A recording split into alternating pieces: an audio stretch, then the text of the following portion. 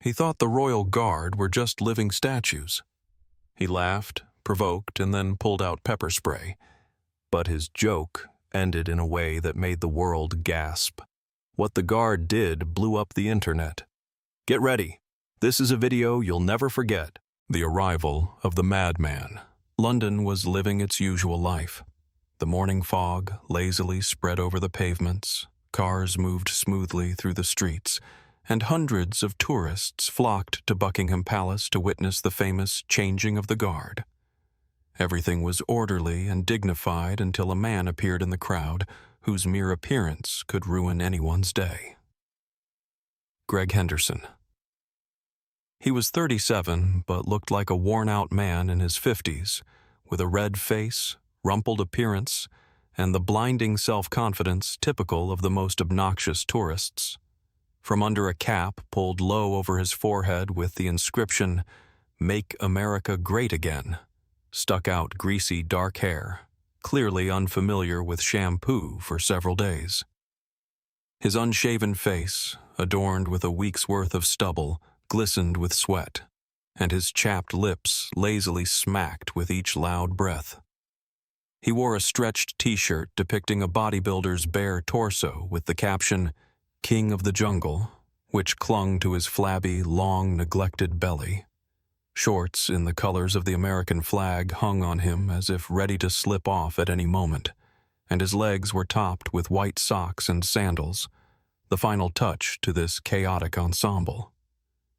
In one hand, he held a half-crushed plastic soda bottle, from which he periodically took sips, drenching himself in sticky droplets.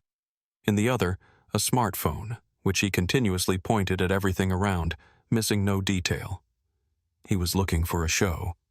Greg was the type of person who perceived the whole world as his personal entertainment arena.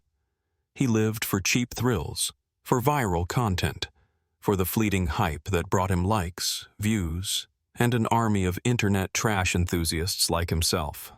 He believed that if he paid for a flight, if he was a tourist, then he was allowed anything. The crowd, upon noticing him, instinctively began to part. Some moved away, sensing his unpleasant odor, a mix of sweat, stale beer, and something sour. Others simply didn't want to stand next to a person whose face displayed boundless impudence and a desire to break all possible rules. "So, ladies and gentlemen," he said into the camera, stretching his lips into a grin full of self-satisfaction. "Welcome to the United Kingdom, the land of prim snobs who don't even know how to smile." Greg slowly turned the camera towards the palace. His teeth gleamed as he found his target. The guards, those standing like stone statues, silent soldiers. That's who he had been waiting for. "Meet the British Royal Guard," he mockingly announced, pointing the lens at the slender men in red uniforms and black bearskin hats. "The great defenders who, it turns out, can't even blink." The crowd around him stirred. Someone looked at him disapprovingly. Someone rolled their eyes. A man with his wife stepped aside, muttering something like, "Another one of those tourists." But Greg didn't care. He knew what he was doing. He knew he would gather his audience if he could make the guards react in any way, and for that, he needed to go further. Greg felt like a king. Adrenaline coursed through his veins, fueled by the attention of the crowd. The cameras pointed at him, the tense gazes of onlookers. He was the main actor in this spectacle, and he didn't care that the stage was the real world, not some cheap performance hall. In his mind, this was a show. His show.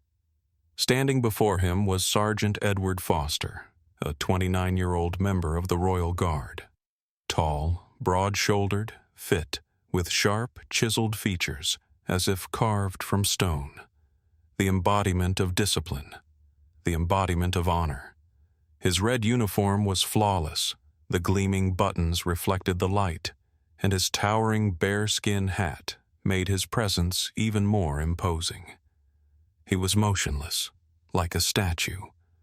To everyone else, he was a symbol of Britain, a guardian of tradition, someone to admire and respect. But to Greg, Foster was nothing more than a prop for his video. Greg smirked and took a step closer, invading the guard's personal space.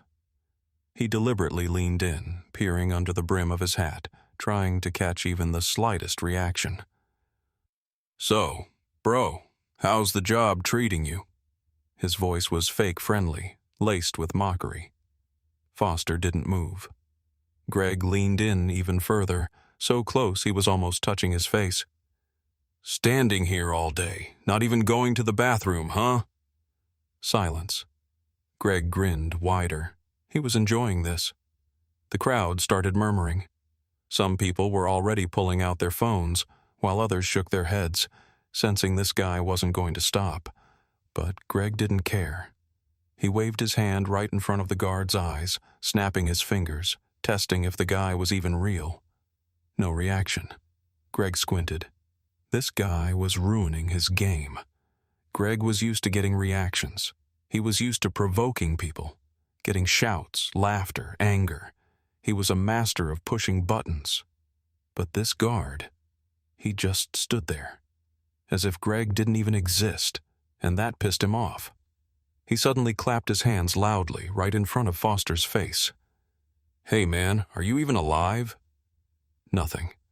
The murmurs in the crowd grew louder. Someone scoffed in disapproval. From the group of tourists, a man's voice suddenly rang out. "Hey, show some respect!" Greg slowly turned toward the voice. A tall man in glasses was watching him with clear disapproval, arms crossed over his chest. "You think this is funny? Leave him alone." A woman next to him nodded and added, "These men aren't clowns. They're the Royal Guard." Greg scoffed, rolling his eyes dramatically. "Oh, relax," he said, spreading his arms like he was defending himself. "This is entertainment. You should be enjoying it." The crowd around him was now divided. Some people whispered, exchanging disapproving glances. Others turned on their cameras, sensing that things were about to get interesting. Greg basked in the attention, but the audience wasn't enough. He needed to break this soldier. And then he did the unthinkable. He reached out toward the tall, bearskin hat of the guard. The crowd held its breath. Time seemed to freeze. Everyone knew something was about to happen, something Greg wouldn't be able to take back. He was standing on the edge of a line he didn't even realize existed. Greg quickly pulled his hand back, but not out of fear. No, fear was for the weak, and he was here to put on a show. Adrenaline was surging through his veins, and the excited shouts of the crowd roared in his ears. He could feel their stares, full of judgment, curiosity. Some were already recording. Some were pulling their kids away, and some just stood there in disbelief, unable to process what was happening. But Greg didn't see them. He saw only his phone camera and the guard standing in front of him, motionless, stern, unshaken. And that infuriated him. It was a challenge. An idea formed in Greg's mind, so reckless, so idiotic, that even by his own standards it was pushing the limit. He gripped his phone in one hand, shoved the other into his shorts pocket, and pulled out a small canister. Tiny, seemingly insignificant, but he knew exactly what it could do. It could bring any man to his knees in seconds. The crowd gasped the moment they saw it. Someone immediately realized what he was about to do and screamed, "Are you out of your mind? This isn't a joke anymore. Somebody call the police." But Greg just smirked, tilting his head slightly as if mocking them. He was savoring the moment, dragging it out for maximum effect. All right, let's test some real bravery," he announced, like a cheap game show host. His fingers tightened around the canister. The valve clicked. A thin jet of burning pepper spray shot forward. It went straight for Foster's face. At that moment, London froze. The air felt heavier, as if time itself had slowed down. The crowd gasped in unison. Some recoiled, some clasped their hands over their mouths, and a few in the front row even buckled at the knees from sheer shock. Everyone was waiting for what would happen next. They expected a scream, They expected the guard to choke, rub his eyes, cough, stumble back in agony, to react, somehow, in any way. But nothing happened. Foster didn't move. He didn't even blink. A thin layer of burning liquid coated his face, his eyes, his skin, his lips. The substance was designed to cause excruciating pain, to make even the toughest man break down instantly. It burned like fire, forcing eyes shut, locking throats, leaving behind a searing metallic taste. But he didn't move. Greg's hand lowered slightly. His mind stuttered, like a broken machine struggling to function. This wasn't how it was supposed to go. He had expected chaos, panic, screams, struggle, a reaction, anything. He needed a show, emotions, a burst of drama. But none of that happened. Foster kept standing as if nothing had occurred. The whispers in the crowd changed. No longer just disapproving, now they carried something else. Unease. People exchanged nervous glances. Some covered their mouths. Others hurriedly pulled their children away. "Oh my God! Is he even human?" A woman's voice trembled with genuine fear. Greg blinked. His brain struggled to process the situation. A cold bead of sweat trickled down his spine. This was not the script. Not at all. He took a step back. The way the crowd looked at him had changed.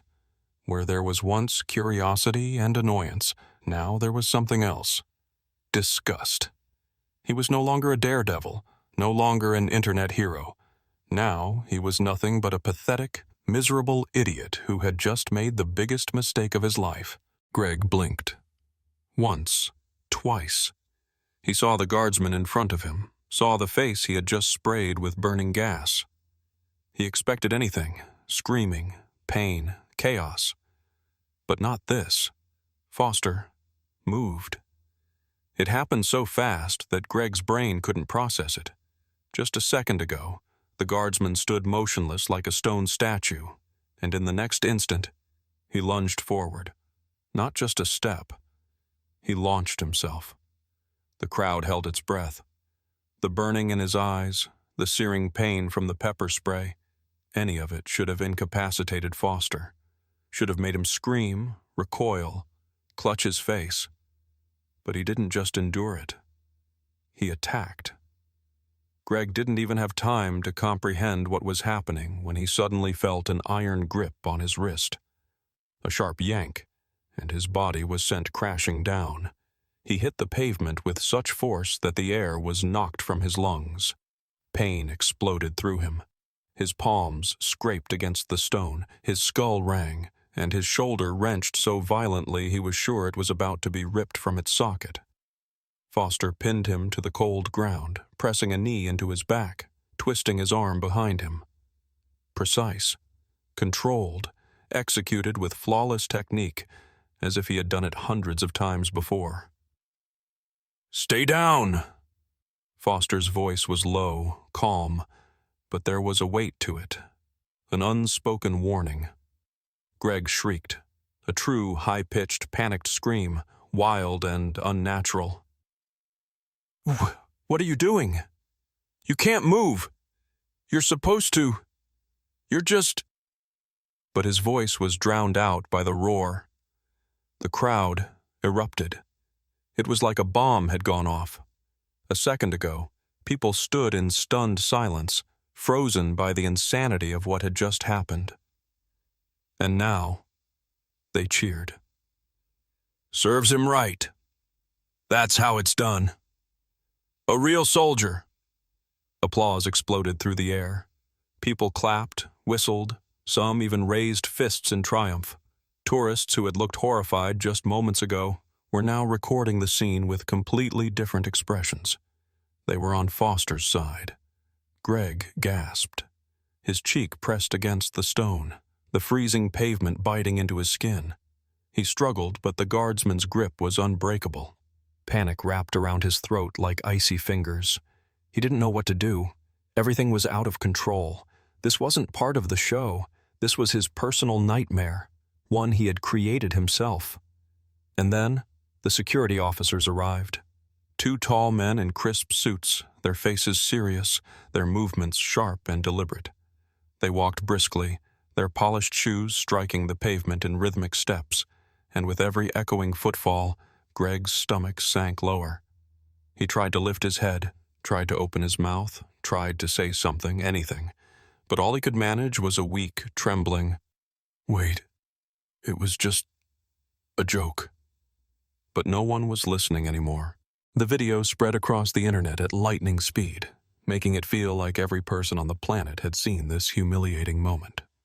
Hundreds of copies appeared on different platforms, being reposted, commented on, and fiercely debated. The internet was on fire. Just that morning, Greg Henderson was just another obnoxious tourist who believed the world existed solely for his entertainment. But now, he had become the most talked-about person online, and not for the reason he had hoped. Headlines exploded across news feeds. Tourist attacks a royal guard and instantly regrets it. They can move? Greg Henderson uncovers a shocking truth.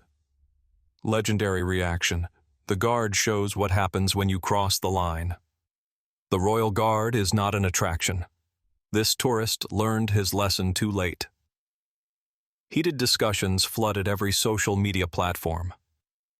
Twitter X was on fire.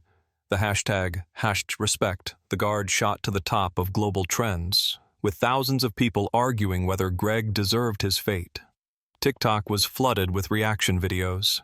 Users replayed the moment the guard took Henderson down, adding sarcastic captions like, "This tourist chose the impossible difficulty mode." YouTube was filled with videos. Bloggers analyzed the situation. Lawyers discussed the legal consequences, and comedians made skits where tourists tested the patience of the guards, only to get what they deserved. Comments poured in from everywhere. "Oh my God, this Greg guy is a complete idiot. How did he even think this was a good idea? Serves him right. Hope he thinks twice before pulling this kind of crap again. Finally, someone put these obnoxious tourists in their place. That guard is a legend. I don't know how he endured that, but damn, it was glorious. Honestly, let him sit in jail for a while. Maybe he'll learn to respect other cultures. If he actually thought he could get away with this, then he's even dumber than he looks." Some tried to defend Henderson, but their comments were immediately drowned in the flood of overwhelming condemnation. But while the world was reveling in his downfall, Greg was somewhere else. Somewhere the internet could no longer help him. Where was Greg? He sat in a holding cell, hunched over on a hard wooden bench. The smug grin that had once lit up his face just hours ago was now gone, replaced with a hollow, defeated expression. His beloved "Make America Great Again" baseball cap was gone, confiscated at the time of his arrest. His glasses, too, leaving his tired, swollen eyes exposed for all to see.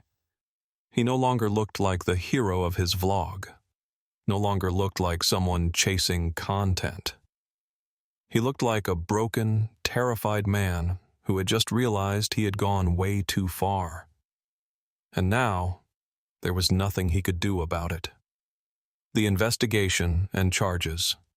When he was brought into the interrogation room, he tried to keep his composure. "Look, this was just a prank, okay? It wasn't a real attack. I wasn't trying to hurt anyone." But his voice trembled. Sitting across from him was a detective, a man in his 50s with cold, unreadable eyes. Someone who had clearly dealt with guys like Greg before.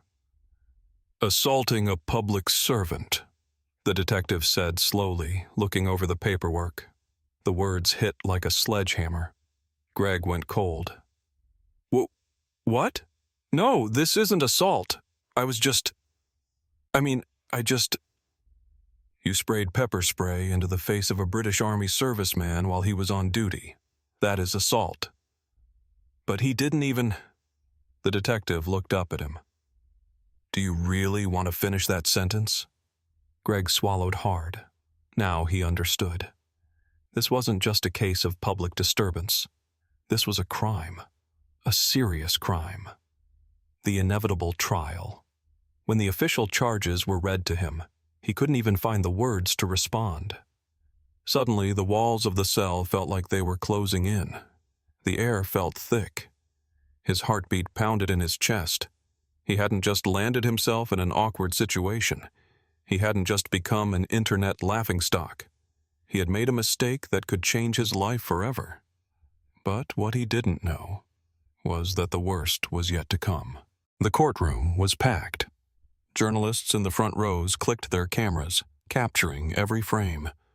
Reporters eagerly scribbled down every word, ready to spread the sensation across the internet. The tension in the air wasn't due to the severity of the crime, but rather its sheer absurdity. After all, who would have thought that a grown man would end up here for attacking a royal guard with a can of pepper spray? But Greg didn't feel like a joke. He felt icy drops of fear trickling down his spine. He knew people hated him. He knew his humiliation had gone global. He couldn't even check his social media. It wasn't his anymore. It belonged to an endless stream of mockery and outrage. He sat at the defense table, his once cocky grin now replaced by a nervous twitch of his lips. His baseball cap had been confiscated, his hair was disheveled, and the bags under his eyes betrayed sleepless nights in a holding cell.